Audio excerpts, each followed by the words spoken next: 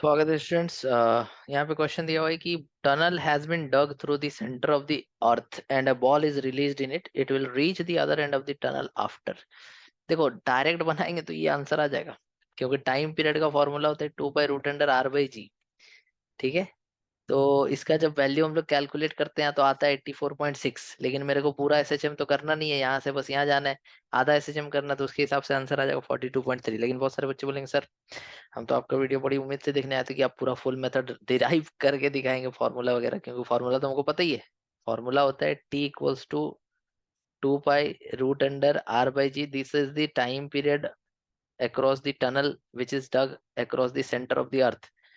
अर्थ के सेंटर से अगर तुम एक टनल बनाओगे ना, और उसके थ्रू किसी पार्टिकल को रिलीज कर दोगे तो इस तरह से एसएचएम करेगा, तो उसका टाइम पीरियड इतना होता है। और रेडियस ऑफ अर्थ हम लोग जानते हैं 6400 किलोमीटर होता है, और ग्रेविटी का वैल्यू 9.8 होता है। ये सब रखने पे इसका वैल्यू आता है 84.6 मिनट। ये थ्योरी में रटवाया जाता है कि हाँ ऐसे याद करके रखना, हम भी करवाए थे। ठीक है, लेकिन हम चाहते हैं कि तुम थोड़ा पूरा मेथड सीखो कि टाइम पीरियड का जो फॉर्मूला है वो कैसे निकलता है। उसके बाद लास्ट में क्या है, फॉर्मूला याद रखना। एग्जाम में अगर ऐसा क्वेश्चन आएगा तो उसी से डायरेक्ट बना देना, लेकिन अभी तो पूरा आप समझना। अच्छी बात है ना। So let's begin. सबसे पहले हम एक अर्थ बना लेते हैं। अब इस अर्थ में इसके अक्रॉस एक टनल बना लेते हैं। ये टनल हो गया, इसके थ्रू जो है पार्टिकल जाएगा। तो मान लो पार्टिकल अभी कहाँ पे है। अच्छा, पार्टिकल एसएचएम क्यों करेगा पता है? क्योंकि ये सेंटर हो गया, ये सेंटर पे ग्रेविटी क्या हो गया, 0 हो गया।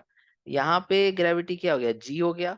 और जैसे जैसे इधर जाते हैं ग्रेविटी घटता है, फिर ये 0 हो जाता है, फिर बढ़ता है, फिर ये जी हो जाता है। तो यहाँ पर जब पार्टिकल है, जब पार्टिकल यहाँ पे है, तो इसको हम मान लो कि, या ऐसा समझो कि पार्टिकल को हम यहाँ से रिलीज किए। तो जब पार्टिकल को यहाँ से रिलीज किए तो सेंटर की तरफ फोर्स लगेगा, mg फोर्स लगेगा, जो इसको सेंटर की तरफ ले जाएगा। और फिर ये सेंटर पे पहुंचेगा तो नेट फोर्स 0 हो जाएगा, लेकिन इसके पास वेलोसिटी रहेगा, तो ये रुक नहीं पाएगा, फिर ये इधर चला जाएगा।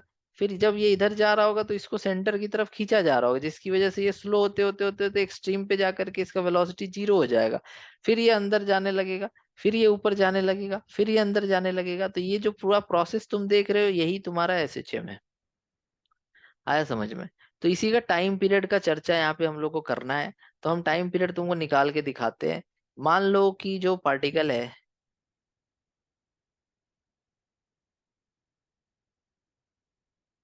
वो यहाँ पर है, सेंटर से, सेंटर से एक्स डिस्टेंस पे ये पार्टिकल है। ठीक है, जिसका मास है स्मॉल एम, और अर्थ का पूरा मास कैपिटल एम है, और अर्थ का पूरा रेडियस कैपिटल आर है।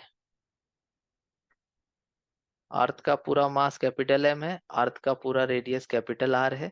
तो जब पार्टिकल यहाँ पे होगा तो ग्रेविटी का वैल्यू कितना आता है, क्या तुमको याद है? हाँ तुमको याद होगा। कितना? जी डैश बराबर G1 - D/R। अब बोलोगे ये कहाँ से आया? ये हम तुमको पढ़ाए थे ग्रेविटेशन में, जहाँ डी होता है डेप्थ। डी क्या होता है? Depth from the surface. यहाँ से यहाँ तक का दूरी डी है। ठीक है, तो जी डैश इक्वल टू क्या हो जाएगा, G r - D/R। ये r - D क्या है भाई? तो r - D x के बराबर है, तो Gx/r। तो ये जी डैश को तुम ए लिख दो ना, तो ए इक्वल्स टू क्या हो गया, Gx/r। अब इसके सामने नेगेटिव लगाओ। क्यों लगाओ नेगेटिव? क्योंकि डिस्प्लेसमेंट अगर सेंटर से ऊपर की तरफ होगा तो एक्सेलरेशन टुवर्ड्स द सेंटर लगेगा।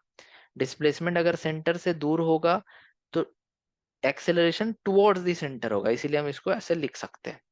अगर हम इसको ऐसे लिख दिए तो क्या हम इसको ऐसे लिख सकते हैं, ए इक्वल्स टू -G/r × x? बिल्कुल लिख सकते हैं। और इसको तुम क्या करो, कंपेयर करो। किससे कंपेयर करो? तो ए इक्वल टू -ω²x से कंपेयर करो। ये होता है एसएचएम का इक्वेशन। तो तुम देखोगे कि ओमेगा स्क्वायर का वैल्यू G/r है। दैट मीन्स ओमेगा का वैल्यू √G/r है। और तुम बहुत अच्छे से जानते हो कि टाइम पीरियड होता है 2 पाई √ओमेगा, 2 पाई/ओमेगा। तो 2 पाई/ओमेगा G/r, इस तरह से। तो यही फॉर्मूला है। और इसमें तुम रेडियस ऑफ अर्थ अगर रखते हो 6400 किलोमीटर, या फिर 6400 × 10⁻³ मीटर, और जी का वैल्यू रखते हो 9.8 मीटर पर सेकेंड स्क्वायर, तो टाइम पीरियड निकल करके आता है 84.6 मिनट। अब बोलोगे सर रख के भी दिखा दीजिए, नहीं नहीं ऐसा काम ऐसा करना नहीं है, समझना है कि हाँ ऐसा करने से ऐसा आएगा। तो 84.6 मिनट आता है पूरा टाइम पीरियड ऑफ एसएचएम। अब इस क्वेश्चन में मेरे को बोला था कि tunnel has been dug through the centre of the earth and a ball is released in it, यहाँ से बॉल को रिलीज कर दिया गया, it will reach the other end, मतलब यहाँ से यहाँ तक जाने में कितना टाइम लगेगा। तो तुम ध्यान से समझो यहाँ पे, तो तुमको दिखेगा कि अगर ये यहाँ से जा करके यहाँ तक जाता है और वापस यहाँ आ जाता है, तो क्या इसको हम लोग वन कंप्लीट ऑसिलेशन बोलेंगे? यस।